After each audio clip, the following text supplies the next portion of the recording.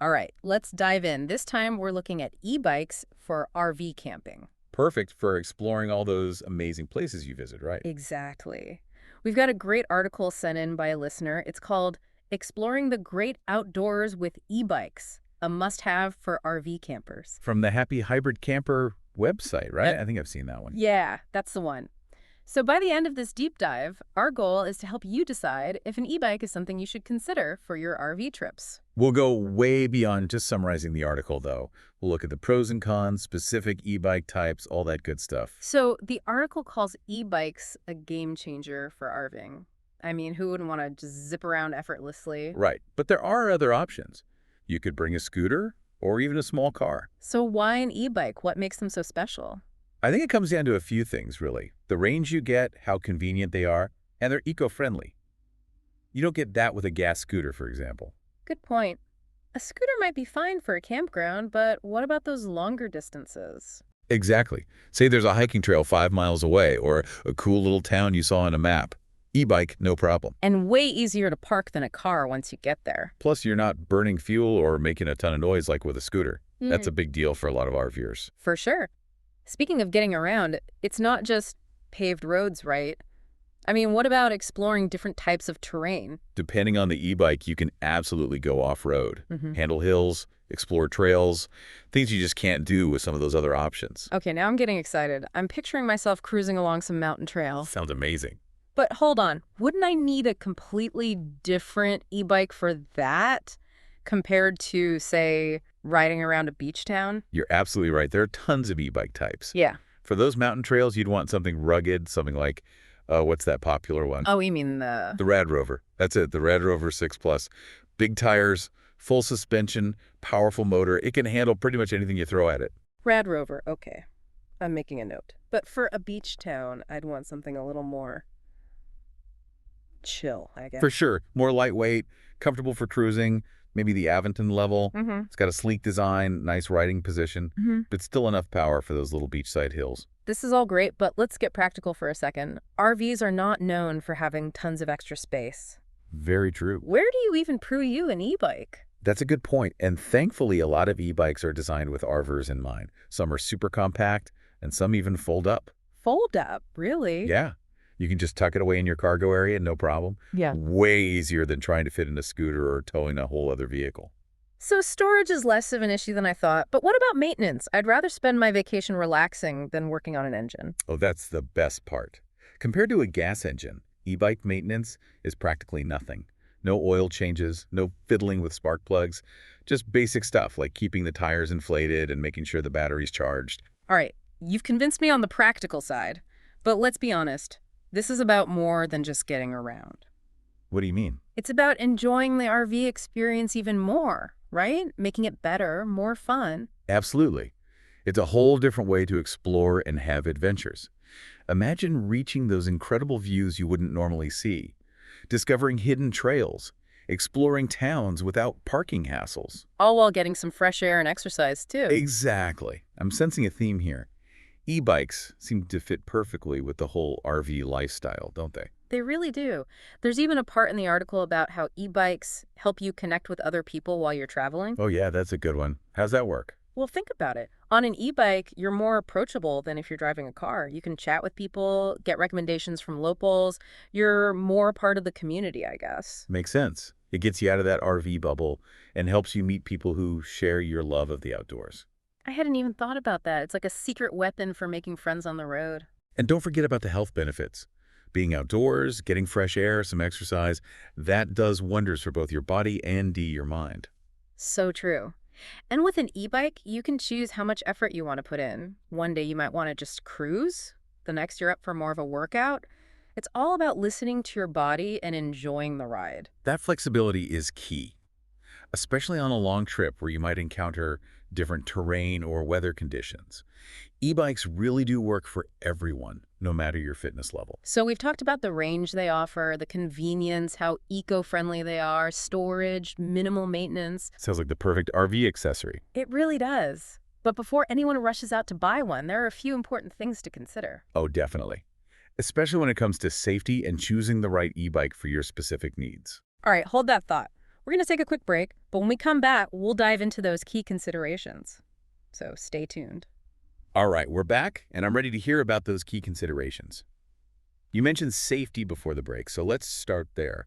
What do RVers really need to think about when it comes to e-bike safety?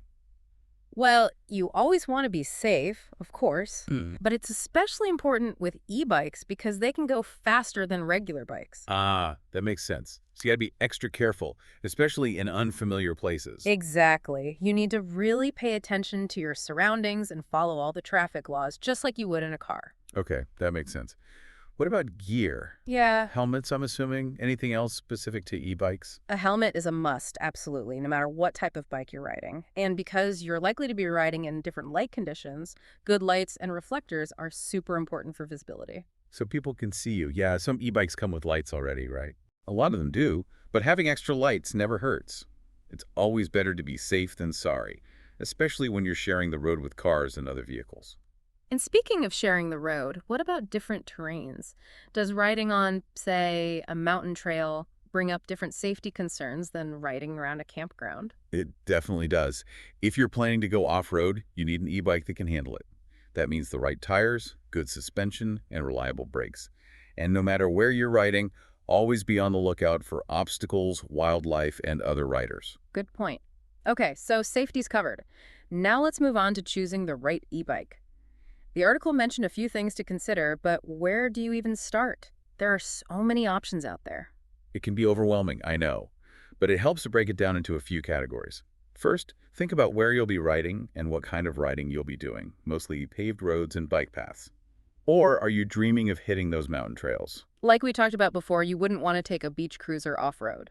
Right, so once you know your riding style and the kind of terrain you'll be on, you can start narrowing down your options. Think about things like motor power, battery range, and what type of tires you need. Motor power and battery range. Okay, that makes sense.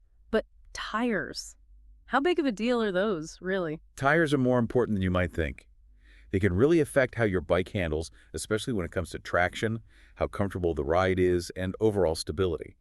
Smooth tires are fine for paved surfaces, but if you're going off-road, you'll need knobby tires with deeper tread for better grip. So it's all about matching the tires to the terrain. Got it. Any other must-have features, especially for RVs? One thing that's super helpful for RVs is foldability.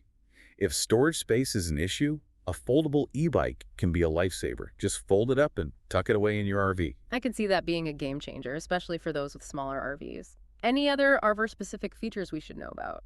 Another thing to think about is weight. Some e-bikes can be pretty heavy, so if you'll be lifting it in and out of your RV a lot, look for a model that's lightweight and easy to handle. Okay, weight and foldability, check. Now let's talk about something I know everyone's wondering about. Battery range and charging. I get that e-bikes can go pretty far, but what happens when the battery runs out? It's a valid concern, but don't worry, it's manageable with a bit of planning. First, think about how far you typically ride. Do you usually stick to short distances around the campground, or do you like to go further afield? Knowing your typical riding distances will help you figure out how much battery range you need. So if you're planning on being out all day, you'll need a longer battery life than someone who's just using their e-bike for quick trips to the store. Exactly. And keep in mind that things like terrain, how much you weigh, and how much assistance you're using can all affect battery range. So it's best to estimate your needs a little higher, just in case. Good tip. Now, what about charging? Can you just plug it into a regular outlet in your RV? Most e-bikes come with standard chargers that you can plug into any household outlet. But there are also special charging solutions for RVs, like solar panels and portable generators, which can give you more flexibility if you're boondocking or camping off-grid. Ah, so you can still keep your e-bike charged up even if you're not hooked up to electricity. That's awesome. Exactly. You don't want a dead battery ruining your adventure. For sure. I think we've covered a lot of ground here. Is there anything else our listeners should keep in mind when making their e-bike decision?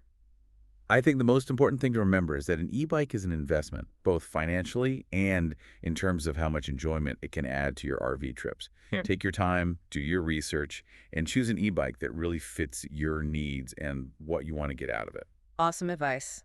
Don't be afraid to try out different models either. Maybe rent an e-bike for a day or two to see what you like best. Exactly. It's like test driving a car.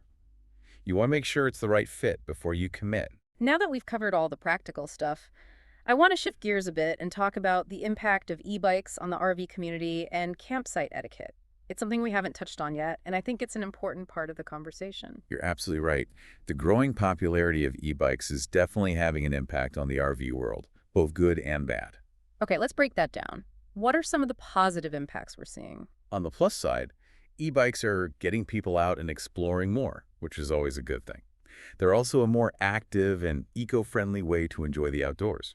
That definitely aligns with the values of a lot of RVers, especially those who are conscious of their environmental impact. And don't forget about accessibility.